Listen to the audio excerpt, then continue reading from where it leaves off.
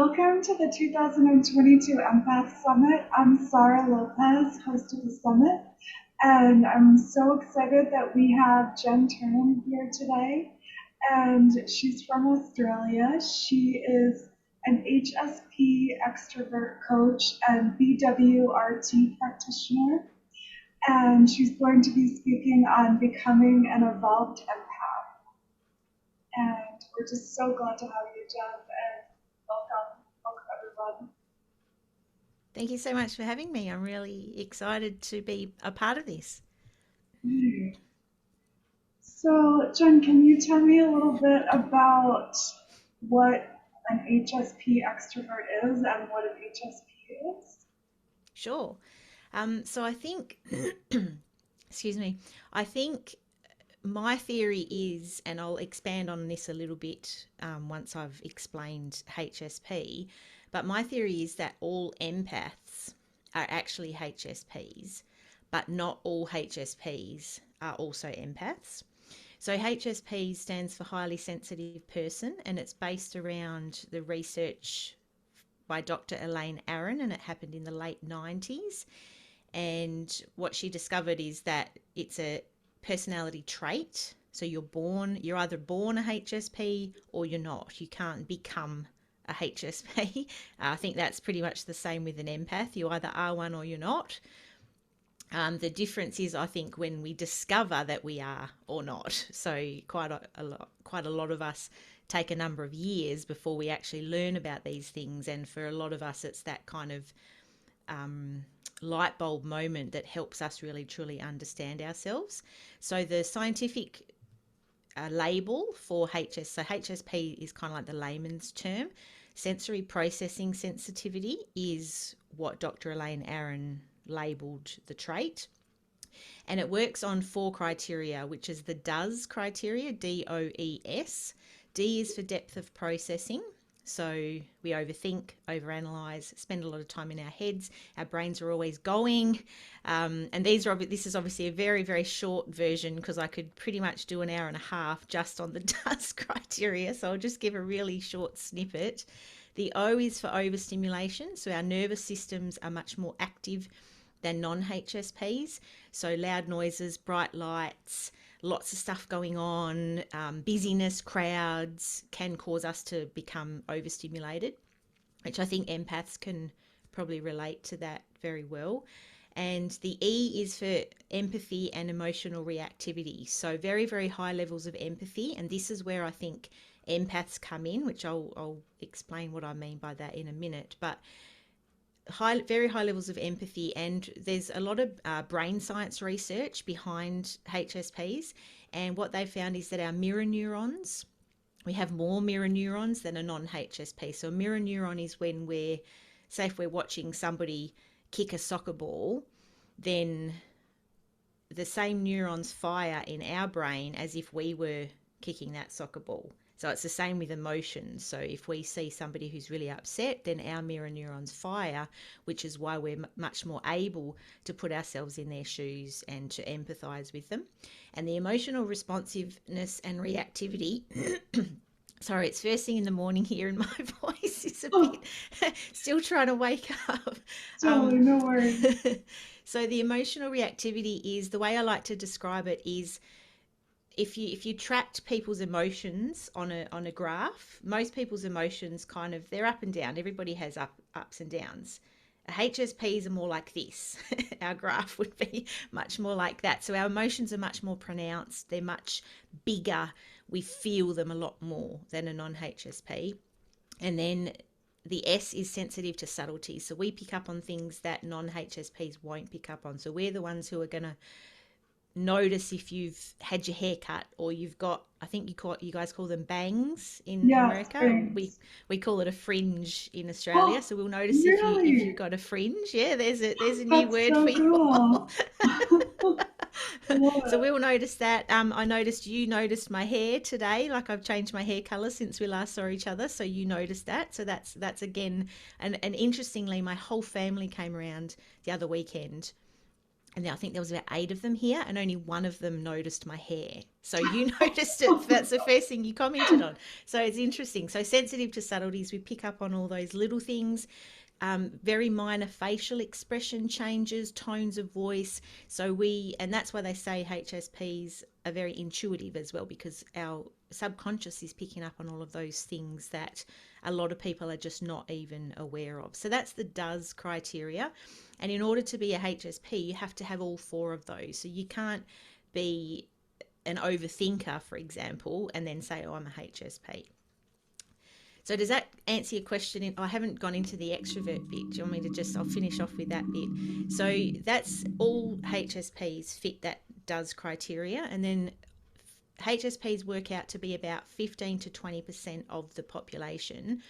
And of those 15 to 20%, 70% of them are introverts. So that's a huge percentage, obviously, which means that 30% are extroverts. And this is where things get interesting. And this is why I'm so passionate about helping HSP extroverts, because extroverts and introverts are obviously very different. Introverts and HSPs, when you look at the traits of an introvert, they're very similar to the traits of HSPs, whereas extroverts are almost the complete opposite. So I like to say that HSP extroverts are walking contradictions, because it's like we have 2 versions of ourselves that are constantly kind of in a battle or competing. So we've got our extrovert side that wants to go out and find external stimulation, because that's what the extrovert brain needs.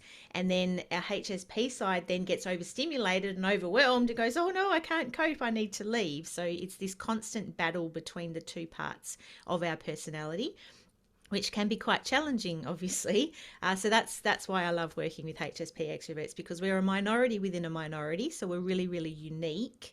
And it's really interesting to meet and work with HSP extroverts. So hope that answered your question about what they are and how they Yes, differ. thank you. That's so interesting. And just so I can wrap my brain around it.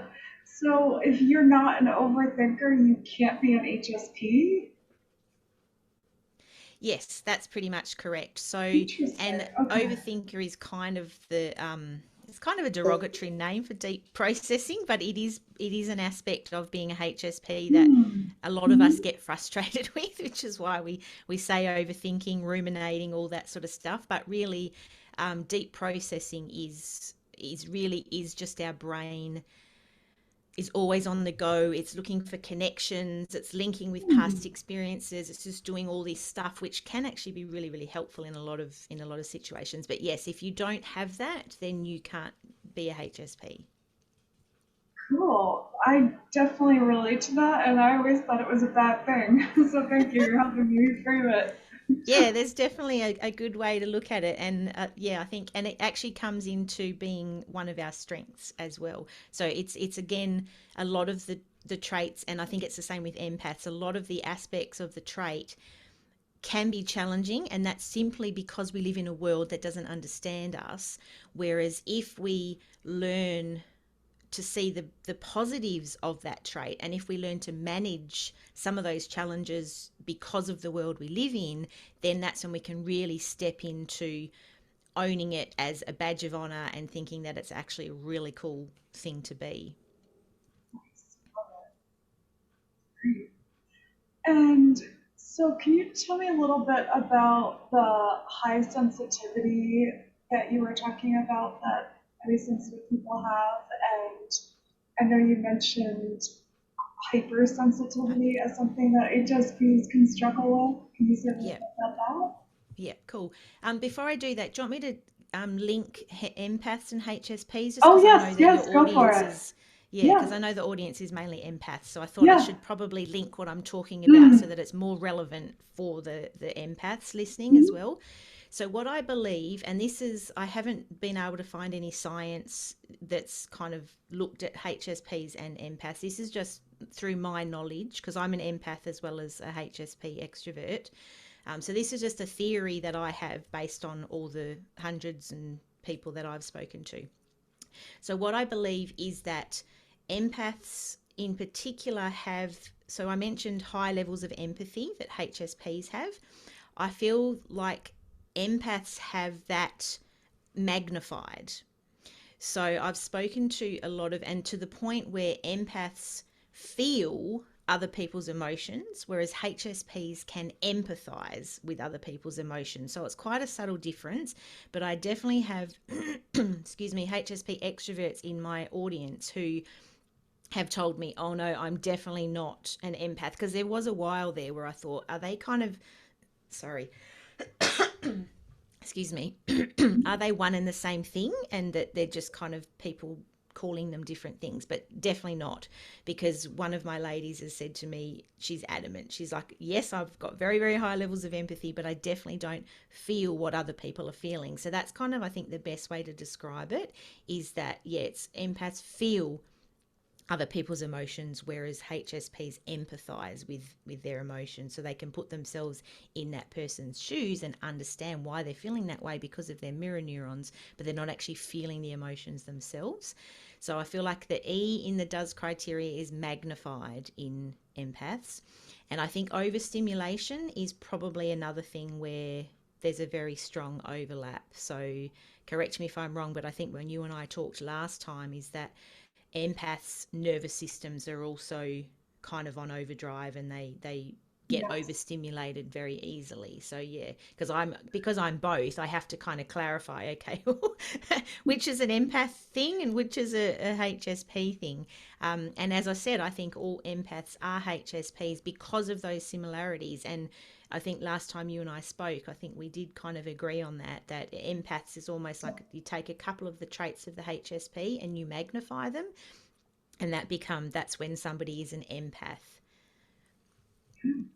So yeah, hopefully that's a bit more relevant now for your listeners. So if you, for anyone listening, if you do want to look into HSP a little bit more, I'd love to get any sort of feedback if you think, oh, that doesn't relate to me and I'm an empath, because I'm open to be proved wrong on my theory.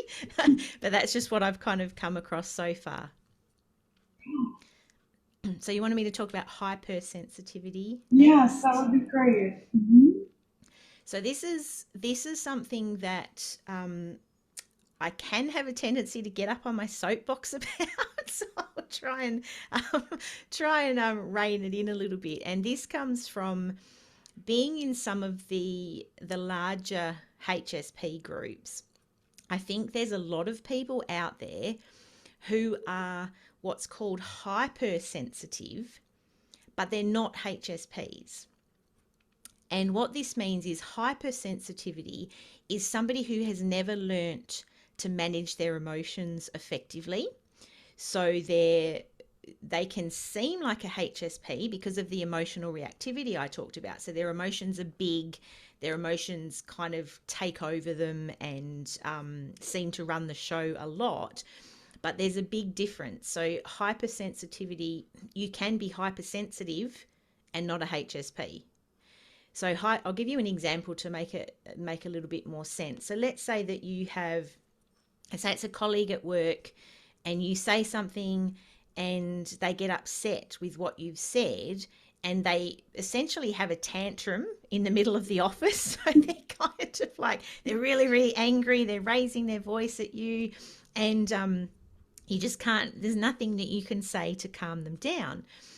And then, so you end up having to just walk away, and they're still going on and on. And then the next day, you approach them again to try and kind of clear the air, because it really was just a misunderstanding. They misunderstood something that you said, and they said, oh, I can't talk to you, I've reported this to HR, this is, and they kind of start going off again. So that's an example of somebody who is hypersensitive. So they haven't learned to manage their emotions effectively. And even after like things have calmed down a bit, they're still in it, and they can't kind of pull themselves out of it. So the reason I get up on my soapbox about it is because I think people who are hypersensitive claiming to be HSPs is giving the rest of us a bad name, because it's making us seem like hysterical, crazy people. And I'm trying to spread the word that HSPs and empaths are amazing, And to have these people out there who are carrying on like pork chops and basically saying they're HSPs, it kind of really frustrates me. And now that's, I do need to add a caveat here in that it's not, HSPs can also be hypersensitive. So if we had less than ideal childhoods and we didn't learn to manage our emotions effectively, then we can also be hypersensitive.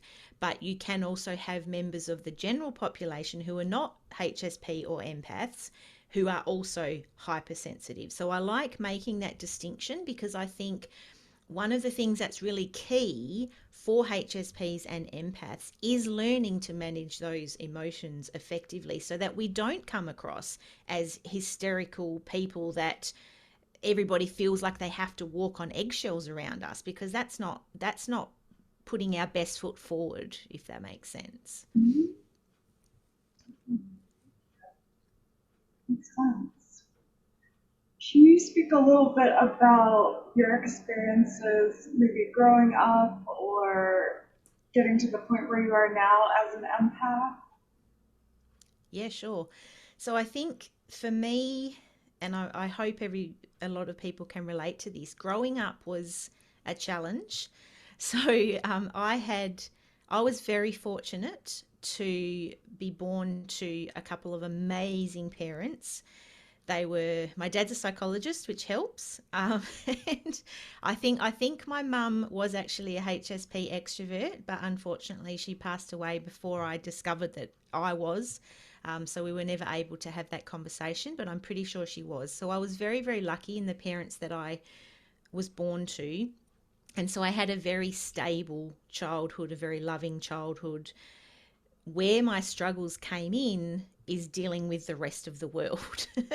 Because, and I hope all your listeners can relate to this, is because we're sensitive, because we're sensitive to subtleties, because we get overstimulated, we pick up on things. So we kind of know that we're different, it like at a kind of subconscious level. So we kind of know that we don't fit in.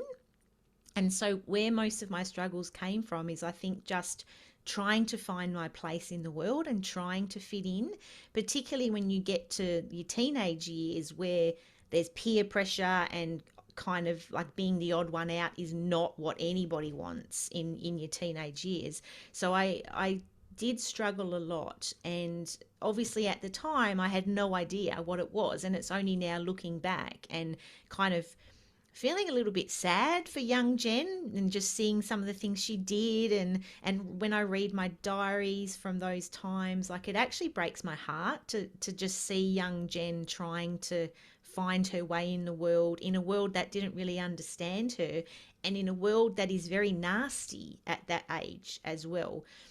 So that was a real struggle for me, and it continued into my 20s as well, to the point where, like, I had the mean girls. I was actually one of the mean girls, but the mean girls are mean to each other as well. So, um, oh, Danielle's saying she can totally relate. I'm glad this is resonating. Thank you, Danielle. Yeah, so I was one of the mean girls in kind of my later teenage years, but they're quite nasty to each other. And I found I was hearing all these rumors said about me and just all this nasty stuff that I know now came from a place of probably jealousy, but that doesn't make it any easier to take. Particularly as a HSP and an empath, we take those things on board, and they're really quite hurtful to us, more so than a non-HSP. We get more hurt and more damaged by those sorts of things than non-HSPs and non-empaths. So it was a real struggle, but it's not all doom and gloom.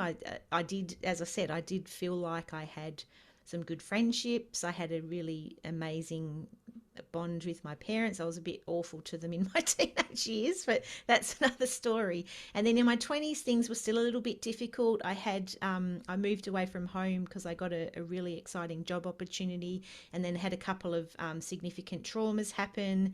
So that was a really tough time as well, because I was still trying to find my way in the world. And it wasn't really until, I think for me, And as I said, my life wasn't all doom and gloom. I'm just focusing on the challenges because of what we're talking about. But I did have a really good life. But the key for me was discovering the research about HSPs, because when I learnt about it, because when I did my psychology degree, it was at the same time that Dr. Elaine Aaron was discovering all the research, or she was doing all the research and making all the discoveries about HSP. So it wasn't covered in my degree. So even though I studied psychology, I was thinking, well, how come didn't get taught this?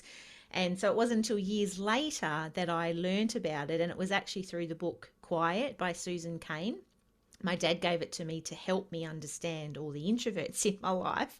But I feel like I got more out of the book than he did, than he wanted me to, because I feel like I got more personally out of it, because Susan mentions the research around HSPs. And as soon as she described it in the book, it was kind of like this light bulb going off in my brain. And so then, of course, I went straight out and Googled HSPs, and that's how I learnt, yes, I was one.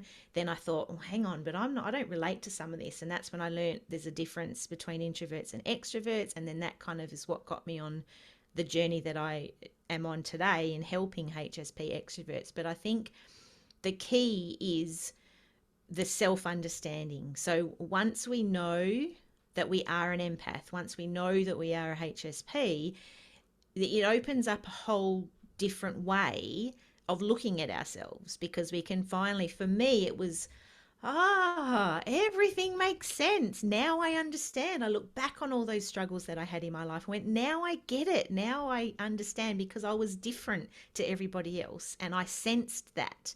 And that's where a lot of the struggles came from. So I think self awareness and understanding who we are and what we are goes a long, long way to accepting and then owning our uniqueness and standing proud in being an empath and being a HSP. I think that's kind of where it starts, is that understanding. Yeah, definitely. I so agree.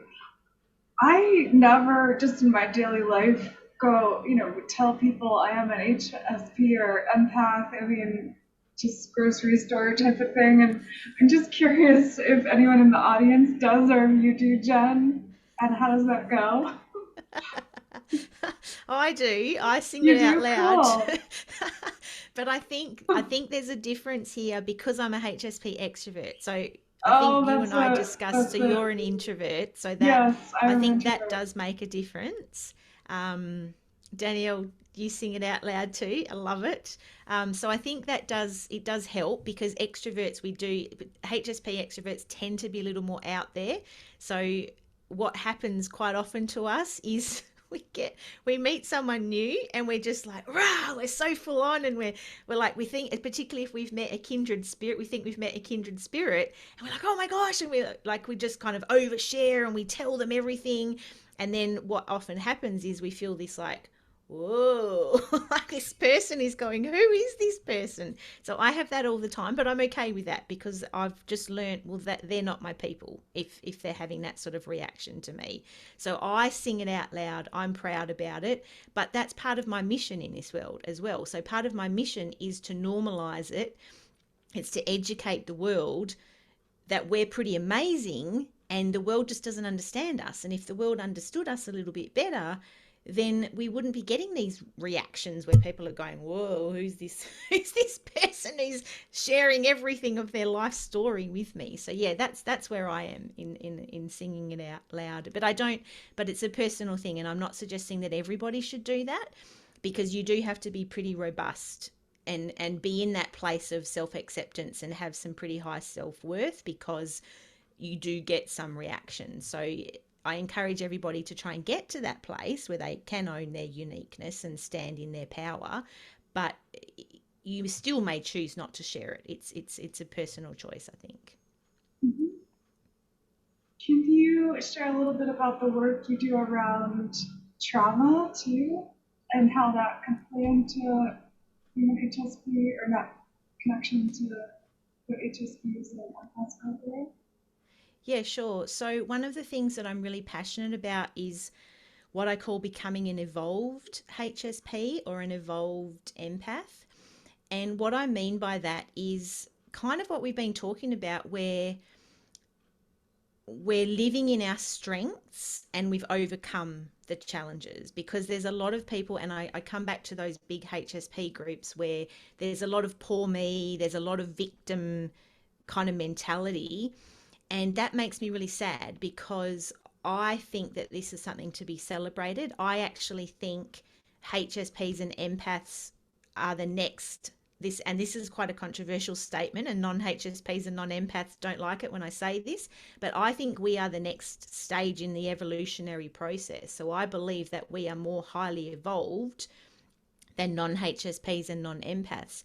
And so it breaks my heart when I hear people kind of lamenting the challenges and the dramas of being a HSP or being an empath. And so I'm very passionate about people overcoming the challenges. And a lot of those challenges come from trauma, and that comes from what's called vantage sensitivity.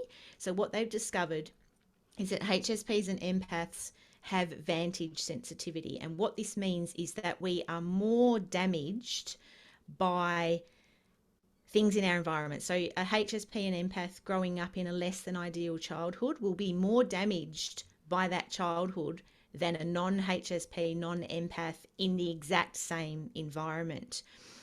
So that sounds sad and devastating and horrible, but the flip side of the vantage sensitivity is that we respond quicker, more effectively, we blossom much quicker in positive environments. So, and in positive interventions like coaching and counseling and therapy, we blossom and we respond much quicker than a non-HSP or a non-empath in that situation. So the vantage sensitivity is again a blessing and a curse.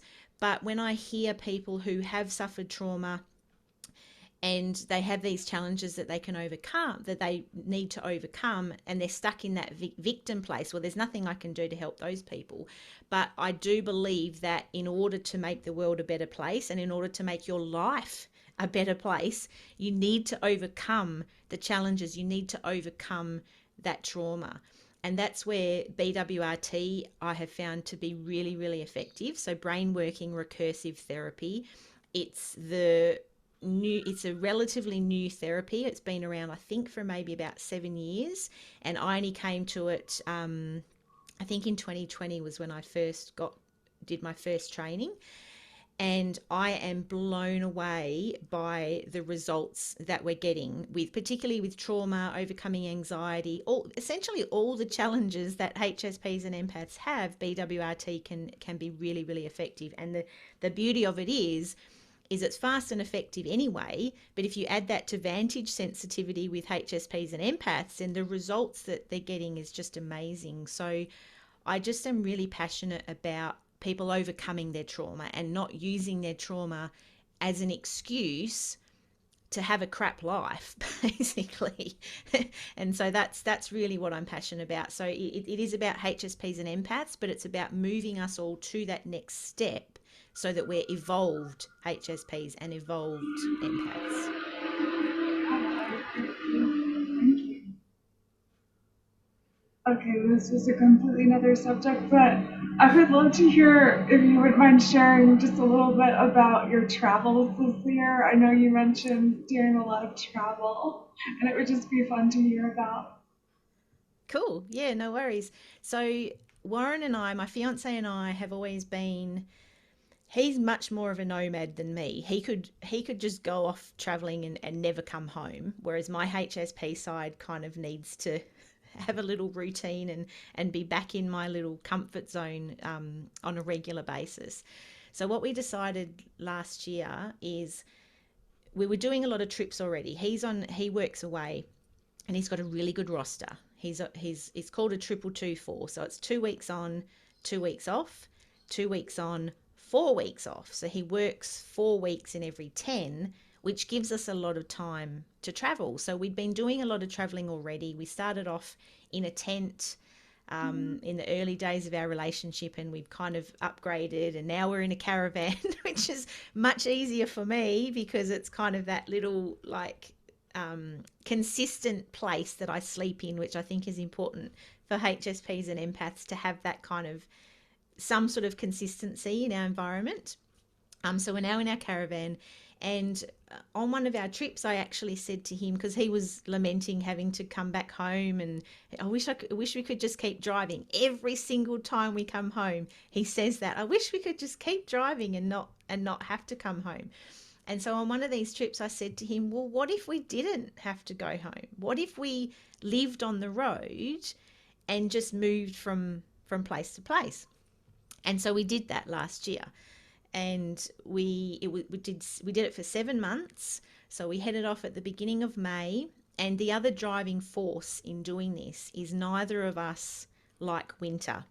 So he works up north in Western Australia. It's about, I think, 16 or 17 hours drive north of where I am. He flies there, obviously, but in terms of weather, it's a very different weather pattern up there. And so he's kind of lost the ability, because it's really hot up there. It's like his blood's thinned and he can't cope with the cold weather anymore. And I don't cope well with the cold weather because I've got a chronic illness. So I've got myalgic encephalomyelitis, commonly known as chronic fatigue. And so in the winter, my joint pain and my body pain gets much worse in the cold weather. So that was another driving factor to go on this road trip, is because then we could just chase the sun and we wouldn't have to deal with winter. So we headed off at the beginning of May and we went up north, and we basically just worked. I can work, obviously, as long as I've got an internet connection on my computer, I can work from wherever.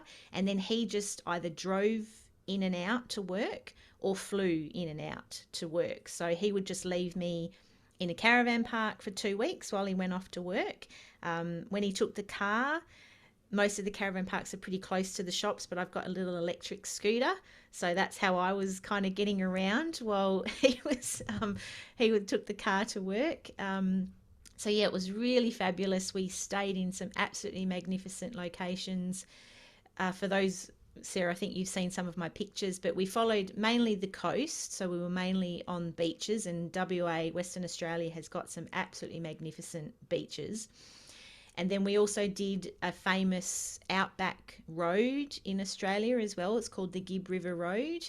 And that is it's kind of quite remote, and you stay on these stations. So a lot of them are like a cattle stations, and you stay there, and they have some facilities there for you to set up camp. They've got these magnificent watering holes that you can go swimming in. They're just like natural oases in the middle of the bush. So it was really, really fabulous. There were some challenges, obviously, because it's a new environment, being on the road, living in a caravan. In the very, very hot weather, that was probably my biggest challenge, is we left it a bit too late to go like even higher. And so it was really, really hot.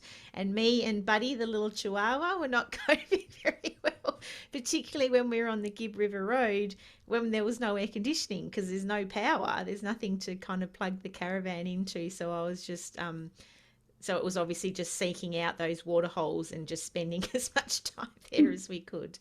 So yeah, it was a really rewarding trip, and we're actually heading off again this year at the end of April, but only for 4 months this time, so that I said to Warren I wanted to be home for spring, because that's when my garden starts to flourish, and I love sitting out the back in my garden. Spring's my favourite time of the year. So we've kind of and the other thing we've done to add consistency, because I think for as I mentioned, HSP's consistency sometimes helps, is I'm going to be going to the same place where he works and staying in that caravan park, because some of the challenges that I had was the awning on the caravan, the kind of shade that you pull out to the side.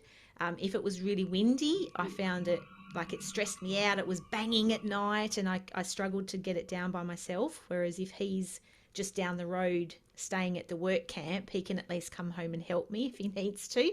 And I think it will also have that, if I'm staying in the same place for 2 weeks at a time while he's at work, I think that will just help limit the kind of newness. And even though I like external stimulation because I'm an extrovert, but my HSP side gets a bit overwhelmed sometimes. So I think that helps to have that consistency. So that's one of the things we're changing as a result of the things we've learnt. That's just so inspiring to hear about someone going on the road. I love it. Was it hard to, what, did your family think you were crazy to just be going on the road like that? Funnily enough, I think more people were envious than anything. I think Good. they were kind of like they wished they could do it. Yeah. I think a lot of people perhaps thought, oh, they talk about it, but they'll never do it. But then when we actually started doing it, the response we got was really, really quite positive. My dad was a big supporter of it because kind of a sad story, but that was my mum and dad's dream was to retire and to travel because they're both Welsh, so they came over to Australia just after they got married. So obviously the Australian outback and the countryside was very unique for them coming from the UK. And so their dream was to travel around Australia in their caravan after they retired. And unfortunately, my mum got sick with cancer. Um, and so she beat it the first time, and then they went off in their caravan. But unfortunately, she got sick partway through that trip, so they had to actually cut it short, and then she came home and she passed away. So that's, sorry, I'm getting a bit emotional. So that's why I think my dad was like really supportive, because that was his dream and he wanted to see us do it before it was too late, because obviously we're doing it much younger than what they did. So he was, yeah, really kind of go do it. It's now, it's time. So yeah, that was a, yeah, really cool thing to have that support from the family. And my brother and his girlfriend, they love camping as well, but they just don't have, because of their jobs, they don't have the ability to go away for long periods of time like that. So I think a lot of people were quite envious in a good way, because they just wanted to do it as well. And I think but I think one of the lessons I learned is that it's sometimes you've just got to do it. So because there are other people that are in a similar situation to us who could do it, but they don't do it. And I think that's because it's different, and because it's a bit out there, and because it's, oh, am I going to like it? What if we don't like it? Like there's so many reasons to not do it. And I just think that one of the things we should do in life is just give it a go and see what happens. And this applies to everything, not just going on a crazy road trip adventure, but just everything in life, I think. And particularly HSPs and empaths, we can be quite loath to take risks. We're quite risk averse a lot of the time. So I think it is really important to just give things a go. And because the way we looked at it, we kind of went, well, you know what? If we're on the road for a couple of weeks or a month and we don't like it, we can just come home. It's not a big deal. So I think that would be something that I would encourage everybody to do, is just give things a try, because you don't know until you give it a go. And it was one of the best experiences of our life. I've made a book. I've got a photo book with all our memories in it. It's like a full-on coffee table book that I made, and it's just something that we'll obviously treasure forever, that we did that trip and we had those memories. So I encourage everybody to just try these things. Just dip your toe in the water and see what happens. That's great advice. I totally agree. Yeah, I think I've noticed too, HSPs and empaths and myself, yeah, the risk averse, definitely. Hmm. Does anyone else relate to that, or does anyone have a question at this point? I just wanted to say how cool it is to hear your story. I'm sorry I was late too. I'm an extrovert empath too. And um, I don't know, I don't meet many. So it's really cool to hear your story and that you're coaching others. I'm so jealous of that trip you took. I would so love to do that one day, fingers crossed. Um, but yeah, I don't know. I just thank you so much for like just putting it all out there. And I feel less alone, like just hearing you talk. So that's awesome. Thank you. Thank you so much, and thank you for joining us. And Sarah mentioned you to me recently, so Wondering. I'm really glad that you jumped on. So because now we've met, so that's really Yes, cool. And totally. Totally. I and was it because wondering if you were who the person was. yes, yep, It's it's so nice us. to meet you. She's yeah, we're the ones she's trying to put together. Yeah. Awesome. I'm So so glad we met. Yeah, me too. Thank you. And I think you're right in terms of we are unique. So even if you just take empaths by themselves are unique, but then if you add Right. extroversion to it, then it's like super crazy unique. So I love meeting others as well. So I'm so glad you jumped on today. Yeah, I mean, in the beginning, like when I was first reading about empaths, I was like, I feel like I'm one, but am I one? Because like I didn't fit everything, right? Like because of the extroverted part. Yeah, so that was even a struggle. So yeah, thank you. No worries. And that's exactly the experience a lot of my ladies have as well, is because a lot of HSPs who are extroverts also kind of go, oh, but I don't quite fit. And I have a lot of them come to me and saying that they think they're introverted. And, or I just meet people who haven't even heard about HSP and they're so obviously an extrovert to me. And Yeah. then they're telling me that they're introverted. And that's always a big ding ding for me. I think, oh, they might be a HSP extrovert, which is why they think they're an introvert because there's not, because the HSP research and there's not even as much on empaths as there is on HSPs. Because it's hard to find stuff, there's definitely nothing on the extrovert side of it, which is why I'm writing a book, by the way. Oh, It's because, nice. yeah, so Ooh. I'm halfway through, well, I'm over halfway through the book now because I just think that there's a lot of resources out there for HSPs, but there's nothing that touches on the extrovert side. So, hence Yeah, the you're book. right. Yeah, that is amazing. Awesome. I can't wait to read it. Thank you. Yeah, I can't wait to read that either. And what was it like? You're so great at taking risks and just going for it, but did it take a while to wrap around starting the book or continuing to write the book? Yeah, I think I've had a bit of practice at taking risks, and I think the extrovert in us does allow us to be a little bit less risk averse than perhaps a HSP or an empath introvert. And I think so, for example, my whole life, this is going to be a long answer to your book question, but my whole life I've kind of tried to take opportunities as they come. So when I mentioned that I moved across the country, so when I finished university, I was looking for a career. I had a psychology degree. I couldn't get a job as a psychologist because you have to have experience before they, like that whole catch 22 thing. And I actually got a job with customs, the Australian Customs Service, and they offered me the job and it was in Sydney and I'd never been to Sydney. I was 22, 21, 22. And so I went, I followed my gut, my intuition, because empaths and HSPs have really powerful intuition. Often we ignore it. That's another challenge we need to overcome. But I thought, you know what? Looks like I'm moving to Sydney. So I moved to Sydney and that was one of the best decisions I ever made because I loved that job. I loved it so much. And then what I did next was I ended up moving back to Perth because of what happened with mum. And then when the kind of novelty wore off of the customs job, it just became too much red tape and bureaucracy, and it just was getting too much for me. And so then I kind of put it out to universe. I need a new job, and then I moved into the private sector, and all these people in customs, because customs is often a job for life. It's very very secure employment. It's pretty good money. And I was moving to the private sector, and all these people in customs are going, "What? Why do you want to go to the private sector because it's much less safe over there?" My dog's barking. Is that bothering you? If because I can shut No, the no, door. It's not. can't Hopefully, hear it's it. it's okay. Um, I'm always conscious that it's a empath HSP audience, and that could be quite grating on them to have the dog because it's distracting for me. Sorry. Um, yeah. So I went to the private sector, and again, I freaking loved that job. And so what I started to learn is that if I took these opportunities when they were presented to me, more often than not, it was the best decision I could make.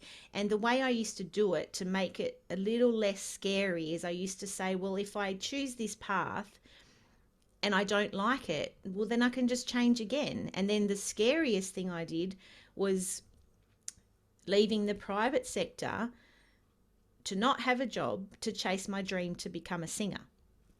So that was pretty scary because I still wasn't sure 100% if I could sing. Like I'd started to build up my confidence and stuff. So I made that dream come true and I was the singer in a rock band.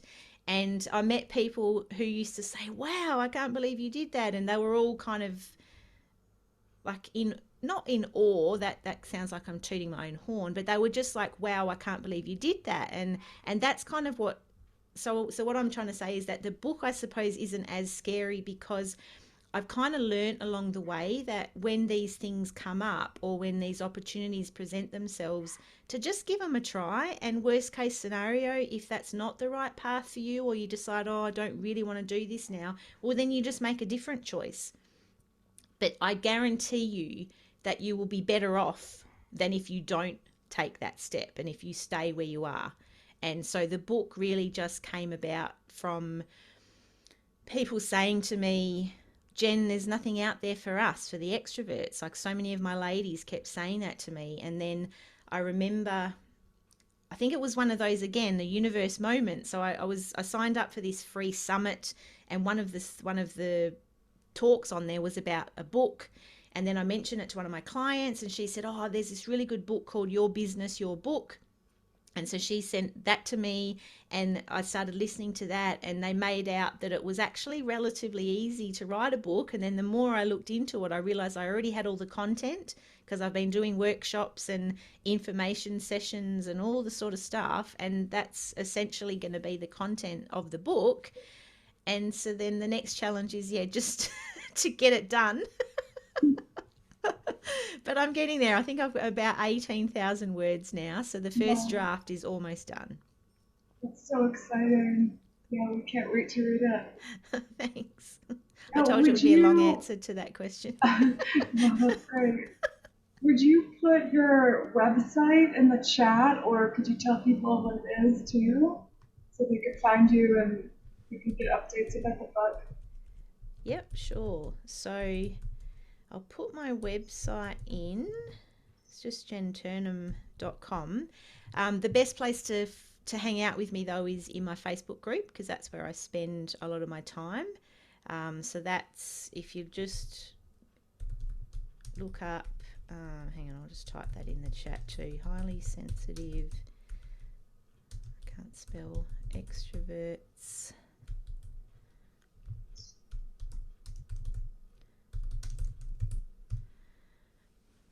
So if you look up highly sensitive extroverts bright sparks in the search bar of Facebook, it should bring up my group. But that's where I spend most of my time. There's some amazing, that's just for women only. Sorry to any fellas listening to this. I do work privately with men and women, but my group is just for women. But some amazing women in there, some amazing conversations. It's a really supportive place. I've deliberately made it focused on the strengths and overcoming the challenges that come with being unique in this world. And so because as I said, some of the big HSP groups, some of the energy in there can be really quite draining, because it is very much poor me, this is what happened to me, I can't make friends, I can't do this, I can't do that. And I just wanted this space to be a place where people could come and vent if they need to, because I think there's a big difference between venting and complaining. So venting is kind of just getting it off your chest in order to deal with it, process it, because extroverts also need to process things through talking. So it's about getting it off your chest so you can learn to overcome it, whereas complaining, and we call it whinging in Australia, is where you just kind of wallow in it. And so I just didn't want to have that sort of energy in my group. So yeah, that's what it's all about. So I'd love for anybody to come and join me and check it out. Thank you. All right, and the last thing is a giveaway drawing. I'm going to have my little hat here. We use wool hats here in Vermont. All right, let's see who we have. Jo, hard to pronounce. Joelena, you won. So you can choose between Empath Protection Potion and or Cleansing Bath Potion. And I will write her after this. So congratulations. And thank you everyone for coming. If there are any last questions or comments before we close. I'd just like to say thank you so much for having me, and thank you everybody who joined today. I hope you got some interesting info from it. But yeah, it was a real pleasure to be here. Thank you so much for having me, Sarah. It And was a so pleasure to lovely to have you meet you here, too, Jenn. Danielle. Yeah, it was so nice to meet you too. And thank both of you. This was wonderful. Thank you, everyone. Take care and have a good night or early morning, depending on where you are. See you tomorrow. See you, Bye. everyone.